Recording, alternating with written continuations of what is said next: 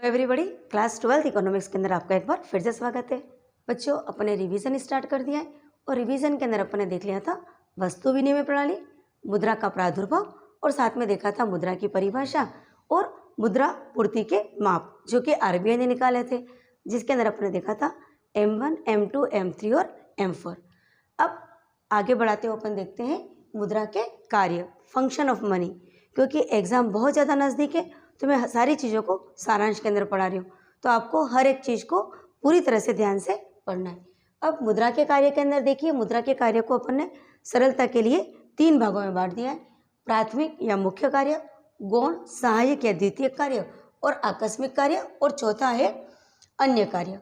अब आपको इसके दोनों नाम याद रखने। यदि एग्जाम में क्वेश्चन आता है मुद्रा के मुख्य कार्य बताइए या प्राथमिक कार्य बताइए, तो आपको लिखना है कि मुद्रा के मुख्य कार्य है विनिमय का माध्यम और मूल्य का मापक।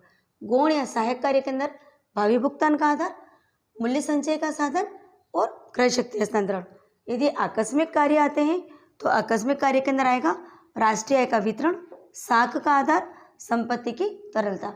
और यदि अन्य कार्य के बारे में पूछते हैं तो शोधन क्षमता, आर्थिक एजेंट जिसमें अपन कहते हैं, और इच्छा की वाहक।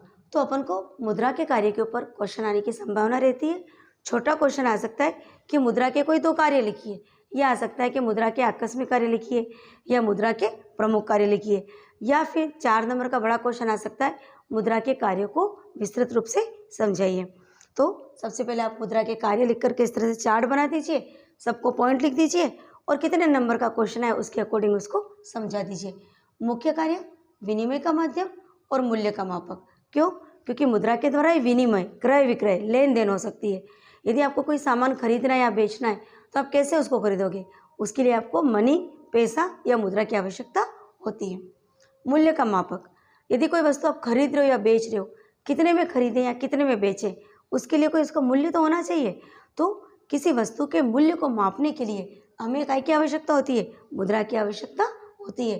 तो मुद्रा के प्रमुख कार्य 2 हो गए, विनिमय अर्थात क्रय विक्रय का साधन, और दूसरा हो गया मूल्य का मापक। आगे बात करते हैं गौण या सहायक कार्य। तो मुद्रा के जो गौण या सहायक, इसको द्वितीयक कार्य भी कहते हैं। भावी भुगतान का आधार, जैसे हम कोई वस्तु आज खरीद रहे हैं लेकिन हम चाहते हैं कि हम पेमेंट आज ना करें, 8 दिन, 10 दिन या 20 दिन बाद करें, तो 20 दिन बाद हमें उस वस्तु का क्या कीमत चुकानी है, तो उसका कितना मूल्य चुकाना है, भावी भुगतान के आधार के रूप के अंदर अपन को मुद्रा सहायक है। क्यों? क्योंकि यदि आज आप कोई चीज़ खरीदते हैं और उसका यदि आज ही भुगतान नहीं करना चाहते हो तो नेक्स्ट टाइम भुगतान के लिए कुछ तो चाहिए ना, तो मुद्रा उसमें काम आती है। मूल्य संचय का साधन, स्टोर, आपके पास शीघ्रनाशी वस्तु है, यदि आपके घर में उत्पादन होता है तो यदि शीघ्रनाशी वस्तु है तो समाप्त हो जाती है, खराब हो जाती है।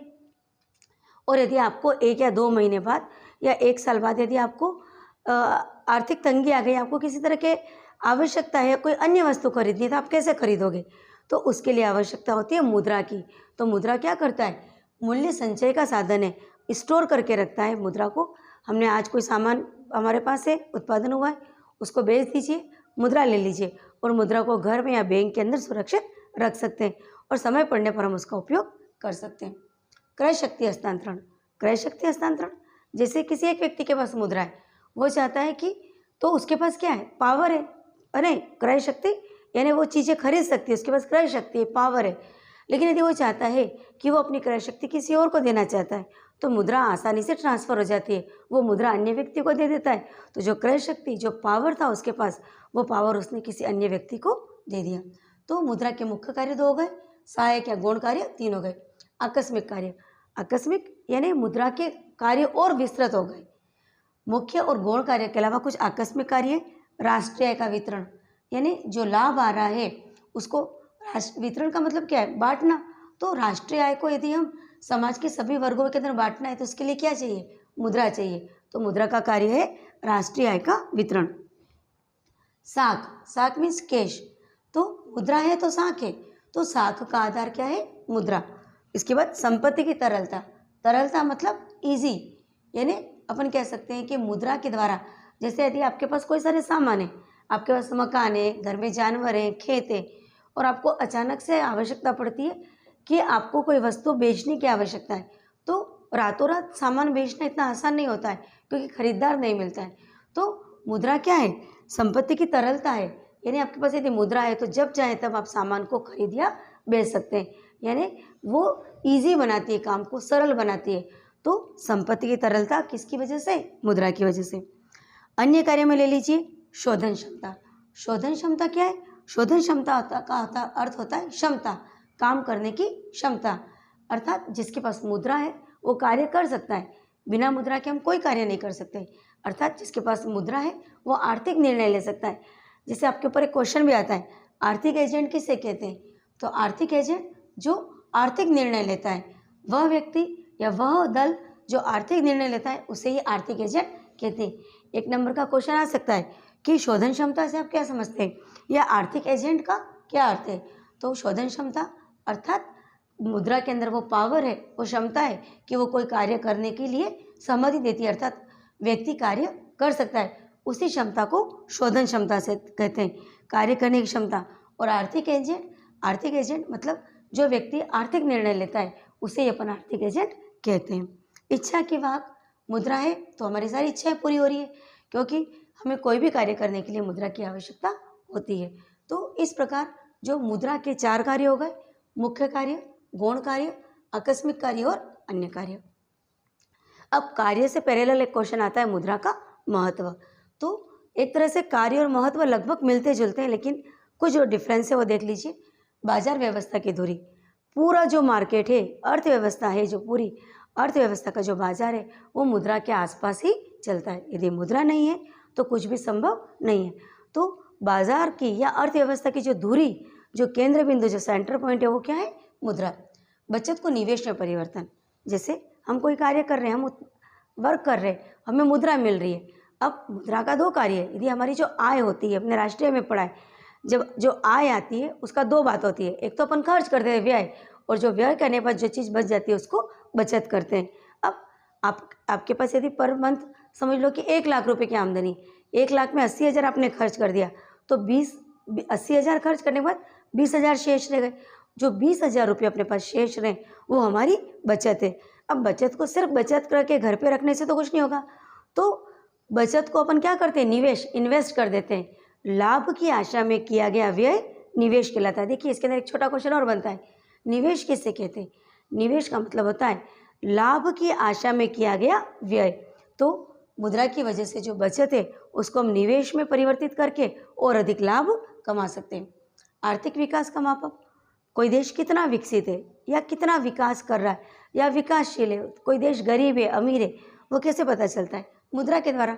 उसकी राष्ट्रीय आय कितनी है उस पर पता चलेगा कि वह देश कितना विकसित है। और राष्ट्रीय आय को हम कैसे पता लगाएंगे? अंतिम वस्तुओं और सेवाओं के मौद्रिक मूल्य को ही। जैसे इसके अंदर एक और क्वेश्चन आ गया, राष्ट्रीय आय किसे कहते हैं? राष्ट्रीय आय का के ऊपर भी क्वेश्चन आता है।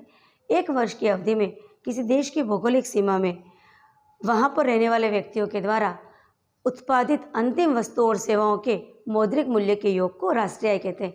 और राष्ट्रीय आय किसी देश के विकास का आधार है। कोई देश कितनी तरक्की कर रहा है वो उसकी राष्ट्रीय आय से पता चलती है। और राष्ट्रीय आय का पता कैसे चलता है? हमें राष्ट्रीय आय का पता चलता है मुद्रा से। श्रम विभाजन व विशिष्टीकरण। श्रम विभाजन या विशिष्टीकरण का मतलब होता है पर्टिकुलर वर्क पर्टिकुलर पर्सन करे, अर्थात हर व्यक्ति हर काम नहीं कर सकता है। सबकी अपनी अपनी एबिलिटी होती है, अपनी अपनी कैपेसिटी होती है, अपनी अपनी स्किल होती है। तो श्रम विशिष्टीकरण का मतलब ये होता है कि एक पर्टिकुलर कार्य पर्टिकुलर आदमी करे, और एक पर्टिकुलर कार्य को पर्टिकुलर आदमी को कराने के लिए हमें काय का भुगतान करना होता है? मुद्रा का भुगतान करना होता है। तो मुद्रा के द्वारा ही श्रम विभाजन और विशिष्टीकरण संभव हो पाया है, जिससे उत्पादन का उच्चतम स्तर प्राप्त हो सका है। आर्थिक जीवन में स्वतंत्रता। मुद्रा है तो अपन अर्थव्यवस्था के अंदर स्वतंत्र है। जो व्यक्ति जितना अधिक अमीर है वो इतना ही आर्थिक स्वतंत्र है। जब चाहे जो चाहे खरीद सकता है, बेच सकता है, नया व्यापार चालू कर सकता है और अच्छा जीवन जी सकता है। सामाजिक प्रतिष्ठा का आधार। समाज के अंदर जिसके पास अधिक पैसा है वो अमीर है, रईस है, तो कहीं ना कहीं उसकी सामाजिक प्रतिष्ठा भी अधिक है। इस प्रकार मुद्रा के कार्य हो गए और मुद्रा का महत्व हो गया। अब एक छोटी सी बात कि मुद्रा सब कुछ अच्छा है, मुद्रा के बहुत सारे कार्य है, मुद्रा का बहुत अधिक महत्व है, लेकिन कहीं और कहीं हर चीज़ के ऊपर कंट्रोल जरूरी है। तो मुद्रा के ऊपर कंट्रोल के जो अपने बहुत सारे पॉइंट है वो तो अपन अगली वीडियो में देखेंगे। आज मैं आपको मुद्रा के कंट्रोल का एक तरीका बताती हूँ विमुद्रीकरण, क्योंकि मुद्रा को इस बारे में कहा गया है कि मुद्रा एक अच्छी सेविका है लेकिन बुरी स्वामिनी, तो मुद्रा के ऊपर कंट्रोल करना जरूरी है। तो 8 नवंबर 2016 को उस वक्त हमारे जो तत्कालीन प्रधानमंत्री थे श्री नरेंद्र मोदी, उन्होंने क्या किया था, डिमोनेटाइजेशन या विमुद्रीकरण। तो एक क्वेश्चन आ सकता है कि विमुद्रीकरण किसे कहते हैं, या क्वेश्चन आ सकता है विमुद्रीकरण देश में कब किया गया था और किसके द्वारा किया गया था। तो 3 क्वेश्चन इसके अंदर बनते हैं। विमुद्रीकरण का मतलब होता है जो देश में वर्तमान में मुद्रा चल रही है, जो चलन में है, उसकी वैधानिकता को समाप्त कर देना, जिसको अपन नोटबंदी भी कहते हैं, विमुद्रीकरण भी कहते हैं या डिमोनेटाइजेशन भी कहते हैं। प्रश्न कुछ भी आए, उत्तर इसका एक है कि वर्तमान के अंदर किसी एक मुद्रा के चलन पर प्रतिबंध लगा देना या उसकी वैधानिकता को समाप्त कर देना, यही क्या कहलाता है, मुद्रा का विमुद्रीकरण या डिमोनेटाइजेशन कहलाता है। अब इसकी वैधानिकता समाप्त, तो 8 नवंबर 2016 को प्रधानमंत्री श्री नरेंद्र मोदी ने 500 व 1000 की जो नोटें थी उनकी वैधानिकता को समाप्त कर दिया था, जिससे कि वो नोटें चलन में बंद हो गई थी। तो इसे ही विमुद्रीकरण या डिमोनेटाइजेशन कहते हैं। और विमुद्रीकरण का क्या फ़ायदा है, तो विमुद्रीकरण का ये कि कालाबाजारी पे रोक लगी, है ना, जो नकली नोटें छप रही थी उसके ऊपर कंट्रोल हो गया है। तो आज की अपनी इस वीडियो के अंदर अपने 2 चैप्टर के अंदर मुद्रा के बारे में देख लिया है। एक और वीडियो मुद्रा के बारे में और होगी, जिससे पूरा मुद्रा का चैप्टर कंप्लीट हो जाएगा। तो मुद्रा के कार्य, मुद्रा का महत्व और विमुद्रीकरण देख लिया है। अगली वीडियो के अंदर आपको मैं मुद्रा नियंत्रण के लिए जो और तरीके अपनाएं उसके बारे में बताऊंगी। उसके बाद एक सेशन होगा अपना कि महत्वपूर्ण प्रश्न, एक दिन व्यष्टि अर्थशास्त्र के महत्वपूर्ण प्रश्न और एक दिन समष्टि अर्थशास्त्र के महत्वपूर्ण प्रश्नों के बारे में अपन बात करेंगे। तो मेरे साथ बने रहिए। Thank you.